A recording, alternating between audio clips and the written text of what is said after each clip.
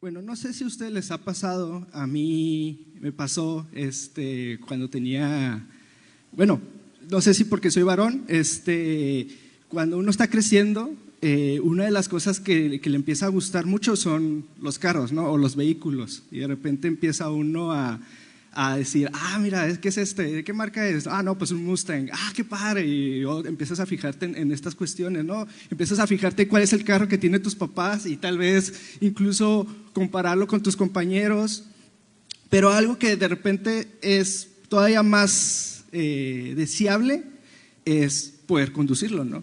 Entonces, a todos nos llega un punto, ya sea que tus papás directamente, un familiar cercano, o que vas a clases, empiezas esta rutina o esta aventura de ¿cómo es conducir un carro? ¿Cómo funciona ese mueble que se mueve y que tiene llantas? ¿Cómo le hago? A mí me tocó a los 15 años, mi papá me dijo, oye, no, espérate, a los 15 años yo te enseño. Y yo había compromisos, ¿no? O sea, es a los 15 años y tienes que despertarte bien temprano porque no quiero que batalles con tráfico, no quiero que batalles con estas cosas, entonces tienes que despertarte bien temprano y haz caso a todas las indicaciones, ¿no? ¿Y qué pasa? Bueno, te metes al carro, tu papá ya, dependiendo qué tan tolerante o no tolerante sea, pues te va enseñando y te va instruyendo poco a poco, empiezas con cómo encender el carro, cómo acomodar los asientos, todo, ¿no? Y empiezas a darle. Algunos nos toca en un estacionamiento, en la calle de nuestra casa, y empezamos a maniobrar el carro, empezamos a darnos cuenta cómo avanzar, cómo retroceder, cómo parar, cómo frenar, y empezamos a darle. Pero llega un punto en el que ya te vuelves un poco diestro con eso, y entonces pasan a otro nivel, ¿no? Y son los señalamientos. No puedes conducir como tú quieras en la calle, no puedes tomar la ruta que tú quieras y cruzarte y esperar que todo el mundo entienda qué es lo que vas a hacer. Entonces, hay señalamientos que se pusieron por alguna razón, para mantener un orden. Entonces, ¿qué pasa? Uno de los primeros con los que nos topamos es el alto. Llegas a un cruce y es alto. Bueno, los semáforos, salidas. Y uno de ellos, el que quiero hablar el día de hoy, es el retorno. A veces nosotros estamos en algunas avenidas, yo no soy de aquí, pero soy de Chihuahua, y a mí la experiencia directa fue con una avenida que se llama Periférico de la Juventud, en la cual a mí me aterrorizaba entrar a ella cuando yo apenas estaba empezando, porque era de muchos carriles. Y luego si te metías en las salidas tenías que estar al pendiente, y de los retornos también tenías que estar al pendiente, y tenías que con anticipación irte moviendo, ir poniendo tus direccionales y poder salir de la calle, ¿no? Entonces a mí me daba miedo porque era como, si ya me metí en la avenida, ya me metí en la avenida, estoy con el flujo de los carros y me toca. Entonces eso me aterrorizaba a mí hace mucho tiempo. Pero los retornos son muy importantes. Porque ¿qué pasa? A veces uno va distraído, le va dando, tal vez el Google Maps no se actualizó tan rápido, no te diste cuenta y, caray, el destino al que yo quería llegar está atrás. Pero ¿cómo lo hago? No puedo frenar y irme de reversa, ¿no? Porque me va a chocar con todos los carros que están atrás de mí. Pero, bueno, empiezo a ser más observador y a ver, ¿dónde hay un retorno? ¿Cuál es el próximo retorno? ¿A dónde tengo que salir por acá porque voy a pasar por abajo del puente que entonces me va a llevar de regreso al lugar donde yo quiero ir, ¿no? Y así funcionan los retornos. A veces uno viene de una calle que no es tan fácil cruzar al otro lado para irte a donde tú quieres. Tienes que seguir con el flujo que va dando hacia el lado contrario, pero es porque posteriormente vas a encontrarte un retorno y entonces ahora sí vas a ir directo a donde tú quieres, ¿no? Estos señalamientos son muy importantes. ¿Por qué? A veces hay avenidas que tienen muchos retornos y es fácil, o sea, si te perdiste, si se te pasó, no hay problema, a pocos kilómetros hay un retorno, ¿no? Pero hay otros que no. Hace poco a mí me tocó hablar con algunos seminaristas y me decían, hay cierta calle que si ya no retornaste, el retorno es hasta Reynosa, o sea, así que ya te perdiste, o sea, te perdiste un chorro de kilómetros y ni modo. Entonces, a veces hay que estar muy al pendiente de esos retornos, ¿no? Porque entonces perdemos tiempo valioso de nuestras vidas, tal vez llegamos tarde a nuestros destinos por andar distraídos, por no haber tomado el retorno que debimos haber tomado hace tiempo y poder haber recuperado ese tiempo o haber podido estar en el lugar donde queríamos estar. Y ahora, ¿por qué les hablo de los retornos? ¿Por qué les hablo de este señalamiento en especial? Me gustaría que me acompañaran a Mateo 3, del 1 al 12. Vamos a leer primeramente el 1 al 3. Ahí sí me pueden acompañar, yo lo voy a leer, nomás ustedes con la mirada pueden observarlo. En aquellos días vino Juan el Bautista, predicando en el desierto de Judea y diciendo: arrepentíos, porque el reino de los cielos se ha acercado. Pues este es aquel quien habló el profeta Isaías cuando dijo: voz del que clama en el desierto, preparad el camino del Señor, enderezad sus sendas. Todos sabemos, o si quieren más contexto, ¿cuándo dijo esto el profeta Isaías? Esta referencia es en Isaías 40, en el versículo 3 en específico. ¿Y de quién estamos hablando? De Juan, de alguien, de un profeta que estaba en el desierto y estaba hablando y da una indicación muy particular: arrepentíos. ¿Pero qué es arrepentíos? ¿Qué es arrepentirte?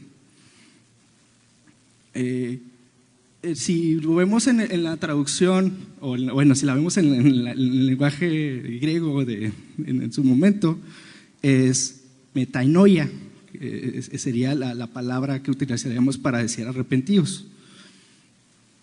¿Y qué consiste esto? Es como más allá de la mente, pero es como que la idea es un cambio de pensamiento, un cambio de dirección, una realineación o un ajuste en nuestras vidas. No es un sentimiento y no son palabras que simplemente señalan o indican que nos sentimos apenados o nos sentimos que nos hemos equivocado. Va más allá, hacia hechos. O sea, el arrepentimiento es directamente decir: y yo iba para un lado y realmente irme hacia el otro lado. Si regresamos a la ilustración que les estaba dando, el que esté la indicación y que esté el señalamiento del retorno no te hace retornarte automáticamente. O sea, tú puedes verlo y decir: ah, no, sí, ahí hay retorno ahí. Pero si tú sigues dándole al carro y no buscas hacerle caso a las indicaciones, tú vas a seguir en la carretera y vas a seguir hasta donde sea que tope la carretera, ¿no? Pero si te das cuenta y dices: voy mal, voy en el camino, voy a la carretera, voy a un lugar que no quiero ir y necesito retornar, pues entonces veo la indicación: a unos kilómetros va a haber un retorno, o ya es el retorno aquí, pues me voy acercando. Esa sería la idea. La ilustración es así como el arrepentido, no nomás es decir: voy mal, muy bien, sino es: no, voy mal, hay que hacer algo, hay que cambiar. Y esta indicación de arrepentidos, este señalamiento de retorno, lo podemos encontrar muchas veces en la Biblia. No es que Juan es el primero en decir estas palabras, o Jesús no es el primero en decir estas palabras, sino constantemente en la Biblia podemos encontrar pasajes donde Dios se comunica con su pueblo y les pide esto: que se arrepientan. Uno de ellos es Deuteronomio 30, del 2 al 3. Dice: y cuanto tú y tus hijos se vuelvan al Señor tu Dios y le obedezcan con todo el corazón y con todo el alma, tal como hoy te lo ordeno, entonces el Señor tu Dios restaurará tu fortuna y se compadecerá de ti, volverá a reunirte de todas las naciones por donde te haya dispersado. Esto es una indicación y una advertencia de: oye, si te desviaste, si no hiciste caso a todas esas indicaciones que te estoy dando en Deuteronomio, de todas las bendiciones y todas las consecuencias, y de repente dices, ¿sabes qué? Sí me alejé de Dios. Dios tiene una promesa hacia el arrepentimiento. Ok, ¿te arrepientes? ¿Cambias tu camino? Muy bien. Entonces ahora yo voy a actuar a tu favor. También lo encontramos en Jeremías 18, 6, 10. No podré yo hacer de vosotros como este alfarero, oh casa de Israel, dice Jehová. He aquí que como el barro en la mano del alfarero, así sois vosotros en mi mano, oh casa de Israel. En un instante hablaré contra pueblos y contra reinos para arrancar y derribar y destruir. Pero si estos pueblos se convirtieren de su maldad contra la cual hablé, yo me arrepentiré del mal que había pensado hacerles. Y en un instante hablaré a la gente del reino para edificar y para plantar. Pero si hicieren lo malo delante de mis ojos, no oyendo mi voz, me arrepentiré del bien que había determinado hacerles. O sea, va hacia los dos lados, ¿no? Pero la idea es, si tú vas en mal camino, si vas al lado contrario de a donde está Dios, él sí es bueno y bondadoso y misericordioso para que decirte, oye, tienes chance, hay retornos, vete para acá. Otro que tenemos es el Salmo 81, es el versículo 8, dice, escúchame, pueblo mío, en tanto te doy severas advertencias, oh Israel, si tan solo me escucharas.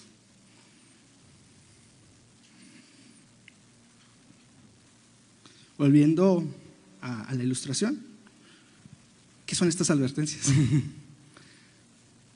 Pues son todas esas veces que el pueblo se ha desviado, todas esas veces que se han equivocado, y entonces llega un profeta, llega un Moisés, llega un enviado del Señor, un mensajero, y es, oigan, nos estamos equivocando. Este no es el camino que Dios quería para nosotros, arrepiéntanse. Y pasa varias veces, ¿no? En este caso está pasando con Juan en el Nuevo Testamento. Y es muy importante esta advertencia, porque no sé si ustedes han fijado, pero si ustedes leen la Biblia de inicio a fin, o sea, como en orden, como si fuera un libro común, se van a percatar de algo. En Malaquías, que es el último libro del Antiguo Testamento, y Mateo, que es el inicio del Nuevo Testamento, parece que hubo un desfase raro, ¿no? O sea, de repente empiezas a ver ciertos personajes, ciertos grupos ¿y dónde salieron ellos? ¿Y por qué están ahí? ¿Y por qué son relevantes para lo que es el canon de la Biblia? Y Malaquías termina con que va a venir un Elías. ¿Y dónde está ese Elías? ¿Y por qué no se menciona aquí que hay un Elías? Y así, ¿no? El problema es que hay un periodo que está entre el Antiguo y el Nuevo Testamento que se llama periodo intertestamentario, o también periodo de silencio. Son 400 años que en el pueblo de Israel no hubo un profeta que se levantó y que dijo, yo vengo a hablar de parte de Dios y hagan esto, esperen esto, o promesas, o más cosas. Hubo un periodo en el que pareciera que Dios cayó. Entonces, esa advertencia que está dando Juan en ese entonces es como ese retorno que yo les estaba diciendo en la carretera, que ya te fuiste hasta no sé dónde, 400 años anduviste vagando, y justamente ahorita estás encontrando arrepiéntanse, da la vuelta. Y ¿qué vas a hacer? ¿La tomas? O dices, no, ya sabes que ya 400 años he vagado por este lado, ya ni modo, o sea, toca. El destino que tenga que tener es el que quiero tener. Por eso era muy importante. Esta advertencia no era cualquier advertencia, era la advertencia. ¿Y por qué? ¿Por qué sí hacerle caso a este Juan, a este loco que está en el desierto y que de repente empieza a decir arrepentidos? Porque podríamos decir, oye, pues te puedes topar a cualquier persona que te puede decir arrepentidos y no necesariamente está hablando de parte de Dios. Vamos a ver en el 4. Y Juan estaba vestido de pelo de camello y tenía un cinto de cuero alrededor de sus lomos, y su comida era langostas y miel silvestre.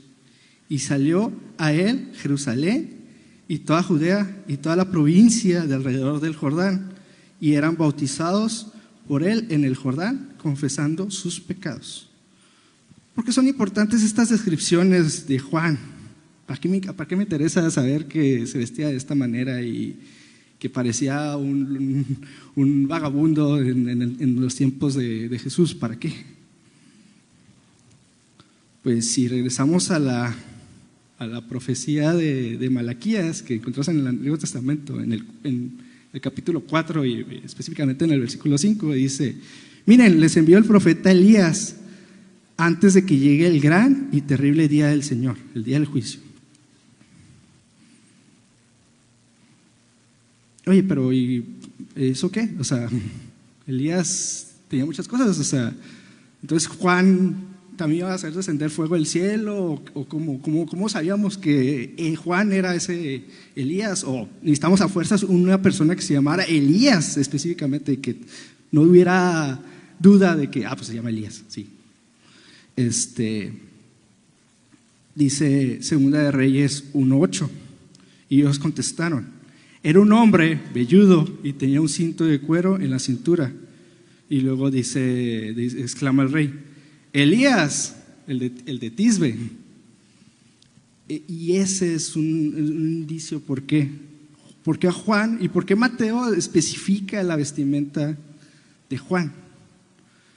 O sea, no es casualidad que él tuviera esta vestimenta y que tuviera esta manera como muy particular de comportarse. Era una manera de comprobarles a los judíos y decirles: es que él, que estaba en el desierto y que estaba hablando de que iba a venir alguien y que él estaba enderezando los caminos y que estaba pidiendo que se arrepintieran, era el mismo que les estaban profetizando Malaquías. Era ese Elías. Esa era la idea. Entonces la advertencia, la ruta el señalamiento de retorno era en ese momento, en ese preciso momento, con Juan.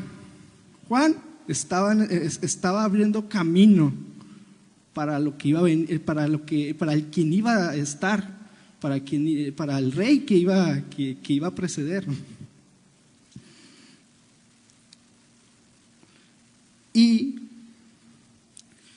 yo sé que podemos leer esta postura, y especialmente ahora que somos cristianos y que probablemente tenemos tiempo en la iglesia. Algunos tienen llamados, algunos participan en sus ministerios, algunos son muy activos en la preservación de la palabra, en la preservación de la tradición, buscan del Señor, oran, hacemos muchas cosas, nos identificamos como cristianos, y podríamos decir: pues que ese arrepentimiento yo ya lo tuve en su tiempo, o no es para mí. Y a mí me marcan mucho los siguientes versículos, especialmente el 4 y el 5. Y Juan el 4 y 5, perdón, el 7. Al ver que muchos de los fariseos y saduceos venían a su bautismo, les decía: generación de víboras, ¿quién os enseñó a huir de la ira venidera? Haced pues frutos dignos de arrepentimiento, y no penséis decir dentro de vosotros mismos: a Abraham tenemos por padre, porque yo os digo que Dios puede levantar hijos a Abraham aún de estas piedras. Y ya también el hacha está puesta a la raíz de los árboles. Por tanto, todo el árbol que no da buen fruto es cortado y echado en el fuego. ¿Quiénes estamos llamados al arrepentimiento? ¿Por qué hago esta pregunta? Si leemos Mateo, especialmente en esta porción, que es muy temprana, es el capítulo 3, y es la introducción hacia estas posturas que son los fariseos, que son los saduceos, ya les pusieron un papel de antagonista, o sea, ya son los malos, son la generación de víboras. Pero si vamos a la historia, indagamos en esos grupos, tal vez nos enteramos de algo que no viene necesariamente en la Biblia, pero salieron de buenas intenciones. Esos grupos salen de un contexto en el cual vienen los griegos, especialmente un gobernador que es Antíoco Epífanes, Antíoco IV, el cual empieza a profanar en el templo, empieza a hacer sacrificios que son desagradables, empieza a hacer barbaridades hacia los judíos. Entonces, hay ciertos grupos revolucionarios, ciertos sacerdotes que dicen: esto no puede pasar, no puedo ver que mi Dios está siendo profanado, no puedo sentir que esté siendo insultado por estas personas. ¿Y qué empiezan a hacer? Empiezan a marcar límites, empiezan a enseñar, empiezan a hacer su labor sacerdotal. A veces lo vemos muy lejanos y los vemos como que son otra cosa. Yo no soy fariseo ni de chiste, no soy saduceo ni de chiste, ni me puedo yo sentir, ¿por qué, Brandon, me comparas con ellos? ¿Quién eres? Y hay ciertas características que podríamos tener en común. Últimamente todos nosotros, o no sé si ustedes han entrado en esa corriente de preservar mucho la palabra y de enseñarla y de decir: es que estas canciones que se están cantando no se está predicando la palabra. Estas predicaciones que están dando la generación actual no dicen lo que dice la palabra. Hablan de emociones, hablan de sentimientos, hablan de otras cosas, pero ¿y eso qué? ¿Dónde viene la palabra de esa parte? Pues tendríamos mucha similitud con los fariseos. Los fariseos, toda la cuestión, la tradición oral era: no, eso no, solo lo que viene en la Torá, eso es lo importante, y hay que seguirlo, y hay que enseñarlo, y te tienes que aprender. Oye, no, las tradiciones, yo también, a pesar de que soy joven, hay cosas que yo digo, hay corrientes nuevas que están surgiendo y no me gusta porque no respetan que hay una tradición detrás de nuestra iglesia y por qué hacemos ciertas cosas, porque hay una cierta devoción, hay ciertas formas y maneras. Pues serían los saduceos. Ellos lo que querían preservar era todo lo que tenía que ver con el templo. Cada uno de los cultos, cada una de las celebridades, cada uno de los sacrificios, ellos eran: no, es que se tiene que hacer tal cual como dice y no podemos dejar de hacerlo. De eso se trata, eso nos mandó Dios a hacer.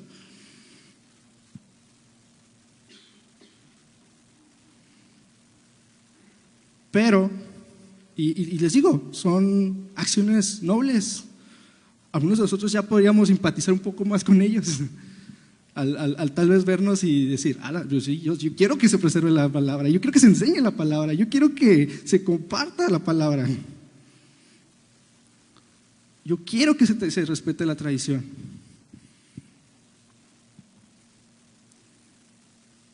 Pero también a ellos era la cuestión del arrepentimiento. ¿Qué les dice Juan? Generación de víboras, ¿quién nos enseña a huir de la ira venidera? Haced pues frutos dignos de arrepentimiento. O sea, no porque tú estás y porque piensas que no, viene a la gente común, a los de afuera que nunca han escuchado de Dios y no saben ellos. Obviamente ellos sí se tienen que arrepentir. Ellos son los que necesitan de Dios. Yo no, yo estoy aquí cerquitas con Él. Yo lo conozco, leo su palabra, estoy ahí, oro. Y si tal vez somos arrogantes y nos falta humildad y decir: y si yo necesito arrepentirme, a pesar de que estoy en el camino correcto, a pesar de que estoy compartiendo y gente se está convirtiendo y gente está escuchando la palabra, y si yo necesito también esa parte, ese momento de decir: Dios, no sé, me equivoco yo, necesito arrepentirme, necesito saber que tal vez incluso dentro de mi forma de predicar, de mi forma de hablar, de mi forma de compartir de ti, hay errores, hay un ego, hay un orgullo, hay un algo que no me permite compartirlo tal cual como tú quieres que lo comparta. No hago, o hay cosas que sí sigo y le pongo palomitas y digo: bueno, no tomo, jaja, pero miento un chorro o chismeo mucho. Y tal vez no me doy cuenta de eso, ya eso digo, no, es que Dios está trabajando conmigo, pero acá yo ya esta parte la pasé fácil. ¿Quién sabe? Podríamos ser una generación de víboras. La idea es no serlo, y la idea es del día de hoy es, no te esperes a que Dios te diga generación de víboras y que te empiece a decir, arrepiéntate. Si no es, ¿por qué no ahorita? Ahorita que probablemente el Espíritu Santo pueda estar hablando a ti, pueda estar tocando esa puerta y ¿dónde estás? ¿Dónde estás parado? ¿En qué carretera vas? ¿Vas directo a mí? ¿Crees que sí vas directo a mí? O tal vez necesitas también el retorno. Igual que ese hermanito, igual que esa persona que acaba de entrar a tu iglesia y que apenas le están induciendo una dosis de Jesús y de arrepentimiento y de un Salvador. Tal vez tú eres esa persona. No estaban exentos de esta advertencia. Y luego vamos a la parte que sigue, es: yo a la verdad os bautizo en agua para arrepentimiento, pero el que viene tras de mí, cuyo calzado yo no soy digno de llevar, es más poderoso que yo. Él los bautizará en el Espíritu Santo y fuego. Su aventador está en su mano y limpiará su era, y recogerá su trigo en el granero, y quemará la paja en fuego que nunca se apagará. Juan sabía su papel. No se trataba de que Juan llegara y dijera, yo soy la solución. Sí, arrepiéntete y ya, listo.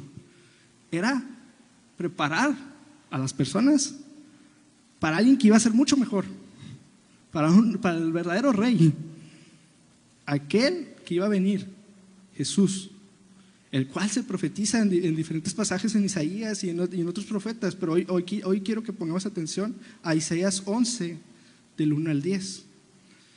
Del tocón de la familia de David saldrá un brote, sí, un retoño nuevo que dará fruto de la raíz vieja, y el Espíritu del Señor reposará sobre él, el Espíritu de sabiduría y de entendimiento, el Espíritu de consejo y de poder, el Espíritu de conocimiento y de temor del Señor.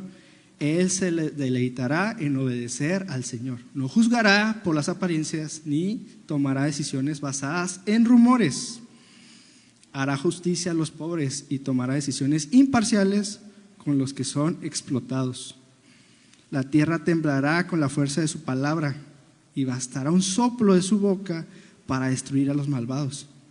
Llevará la justicia como cinturón y la verdad como ropa interior. En ese día el lobo y el cordero vivirán juntos, y el leopardo echará junto al cabrito. El ternero y el potro estarán seguros junto al león, y un niño pequeño los guiará a todos.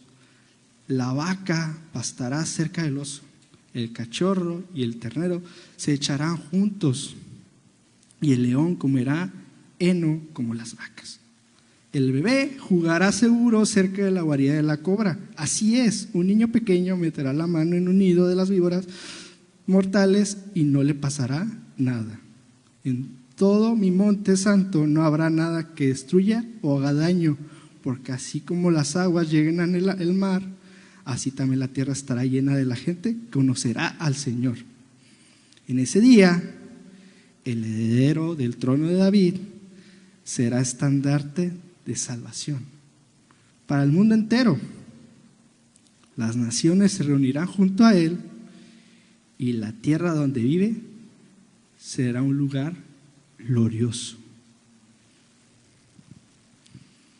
Hoy que estamos en día de Adviento, hoy que volvemos otra vez a las celebridades, a poner los pinos, a volver otra vez a hablar del regalo de Emmanuel, de Dios con nosotros, también es un día de recordar y de arrepentirse, de volver a enderezar nuestros caminos, porque eso significa realinearnos, cambiar la dirección hacia el Señor. Joel 2, del 2 al 13. Por eso dice el Señor: vuélvanse a mí ahora, mientras haya tiempo, entréganme su corazón. Acérquense con ayuno, llanto y luto. No se desgarren las ropas en su dolor, sino desgarren sus corazones. O sea, no nomás la parte física, no nomás lo que se ve aquí, sino realmente desgarren sus corazones. Regresen al Señor su Dios, porque Él es misericordioso y compasivo, lento para enojarse y lleno de amor inagotable. Está deseoso de desistir y de no castigar. Proverbios 28, 13. Los que encubren sus pecados no prosperarán, pero si los confiesan y los abandonan, porque no nomás es confesarlos, como les digo, abandonan, recibirán misericordia. Oseas 14, 1, 2. Regresa, oh Israel, al Señor tu Dios, porque tus pecados te hicieron caer. Presenta tus confesiones y vuélvete al Señor. Dile: perdona todos nuestros pecados y recíbenos con bondad, para que podamos ofrecerte nuestras alabanzas. Busquemos el arrepentimiento, hermanos.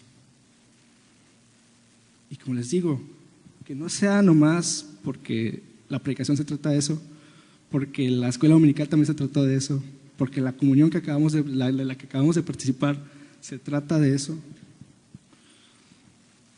sino porque realmente hay un anhelo por estar en la voluntad del Señor, por estar en el camino, por estar en esos planes que el mismo Dios dice: tengo planes de bien para ustedes.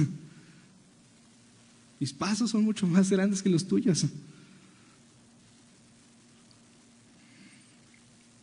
Pero como les digo, el arrepentimiento, aparte de sí ser un realineamiento con el Señor, que sería la parte 1, la parte 2 es, tiene una evidencia. Nosotros nos preparamos para realmente entregarnos al Señor, y esa preparación la vemos visible. Y sí son estos actos que hacemos, y sí son de estas cosas que Santiago habla y dice: es que la fe así, sin obras, no sirve. Isaías 1, 16, 17. Lávense y queden limpios, quiten sus pecados de mi vista, abandonen sus caminos malvados, aprendan a hacer el bien, busquen la justicia y ayuden a los oprimidos, defiendan la causa de los huérfanos, y luchen por los derechos de las viudas. Miqueas 6, 8. No, oh pueblo, el Señor te ha dicho lo que es bueno y lo que exige de ti: que hagas lo que es correcto, que ames la compasión y camines humildemente con tu Dios. Zacarías 8, 16, 17. Pero ustedes deben de hacer lo siguiente: digan la verdad unos a otros. En sus tribulaciones pronuncien veredictos que sean justos y que conduzcan a la paz. No tramen el mal uno contra otros. Dejen de amar el decir mentiras y jurar decir mentiras y jurar que son verdad. Yo odio todas estas cosas, dice el Señor.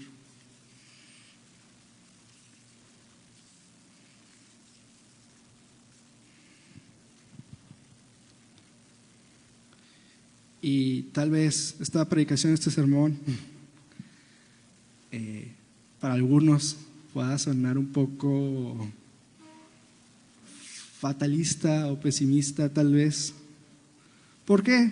Yo simpatizo con estas personas. Tal vez algunos podríamos decir: pues que es fácil, o sea, estoy mal, me arrepiento y cambio, ¿no?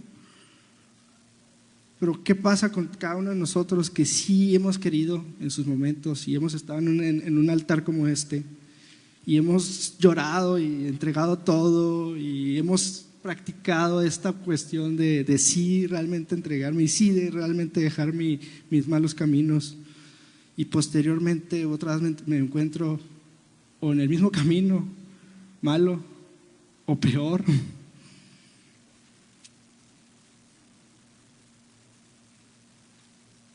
Y es que Jesús no nos deja solo.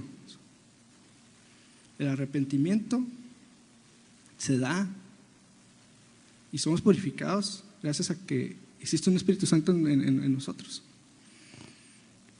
Jesús no solo es: Dios, perdóname, Jesús, perdóname, sé mi abogado delante del Padre. No, sí, está bien, muy bien, ya no peques. Sino es alguien que busca transformarnos, que busca estar ahí junto con nosotros. Es ese alfarero que sí busca estar y moldear y ver que salga el producto como debe de ser. Pero para eso necesitamos permitir que Cristo limpie profundamente nuestras vidas. Malaquías 3:2-3. Pero ¿quién será capaz de soportar su venida? ¿Quién podrá mantenerse de pie y estar cara a cara con Él cuando aparezca? Pues Él será como un fuego abrasador que refina el metal, o como un jabón fuerte que blanquea la ropa.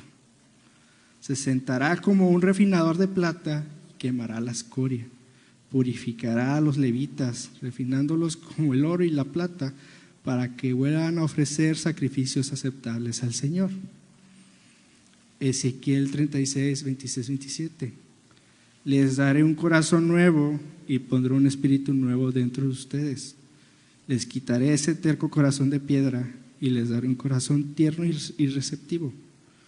Pondré mi espíritu en ustedes para que sigan mis decretos y se aseguren de obedecer mis ordenanzas.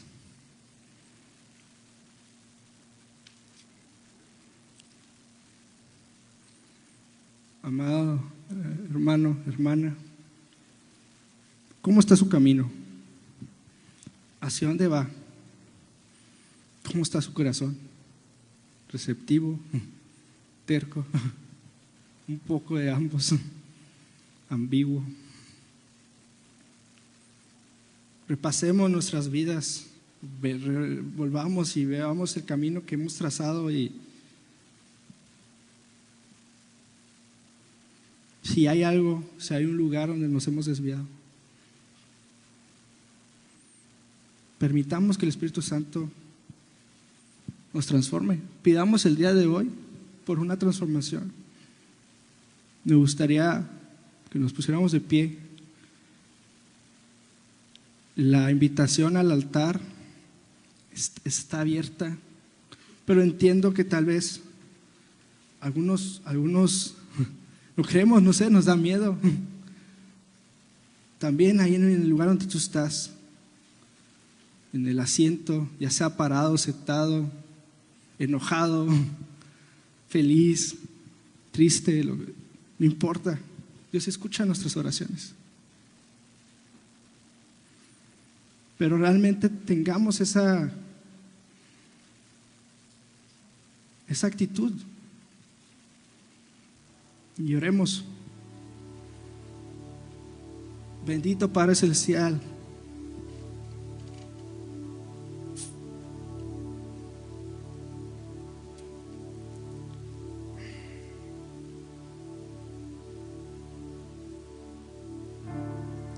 ¿qué podemos decir, Señor? Tú sabes nuestras vidas, tú sabes cada uno de nuestros pasos. Nada se te oculta, Señor, la mirada.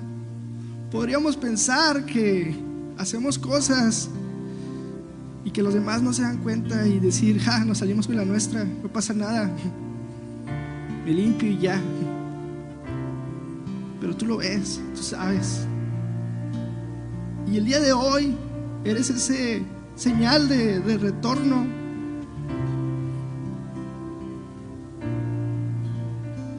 Que me es imprescindible no hacerle caso. Porque si atrás es donde está tus planes, donde está tu camino perfecto? ¿Por qué sigo este camino hacia la perdición? ¿Por qué camino el camino del necio, el cual en tus salmos es bien claro que no me lleva a la victoria, me lleva a la deshonra, me lleva a la desgracia, me lleva lejos de ti, lejos de mi familia, lejos de todas las personas que yo quiero. Señor, el día de hoy nos arrepentimos. Ayúdanos, porque sé que no podemos solos. Brandon ha hecho esta oración muchas veces. Probablemente mi hermano también. Pero queremos retornar. Quiero acomodar mi carro, quiero acomodar mi vida, hacer esa fila que a pesar tal vez es tardada, pero quiero retornar a ti. El día de hoy sé que sigo siendo moldeado por tu palabra, sigo siendo instruido, aún no llego a esa estatura perfecta. Sigo necesitando de tu gracia. Sigo pidiendo por un Dios que se tarde en llegar, porque no quiero que me encuentre sucio, no quiero que me encuentre lejos, quiero que me encuentre limpio, junto con mis hermanos, junto con mi familia, y todos podamos alabarte y honrarte como es debido, que podamos participar de esa cena. Porque hablamos y decimos, sí, hacemos la comunión, pero la promesa es que en un momento la haremos contigo aquí presente. Tú partirás ese pan y lo veremos, será glorioso. Beberemos de la misma copa que tú bebes. Señor, necesitamos más de ti, Señor. Gracias por este día, gracias por estas semanas de Adviento, en el cual recordamos que tuvimos el mayor regalo, tuvimos el mayor milagro que pudimos haber tenido, Señor. Emmanuel, Dios entre nosotros, aquel Dios que no es ajeno a nuestras vidas, a nuestras tentaciones, aquel que lo entregó todo. Señor, restáuranos, Señor, aviva ese fuego, Señor. Que tu Espíritu Santo que habla cosas que tú pides, cosas que tú le hablas, que sea hoy hablando hacia nosotros, sea Él quien nos restaure, Señor.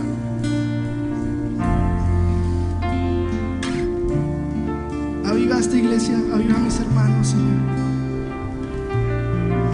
Sea toda la honra, toda la gloria, todo el honor para siempre. En nombre de Cristo Jesús.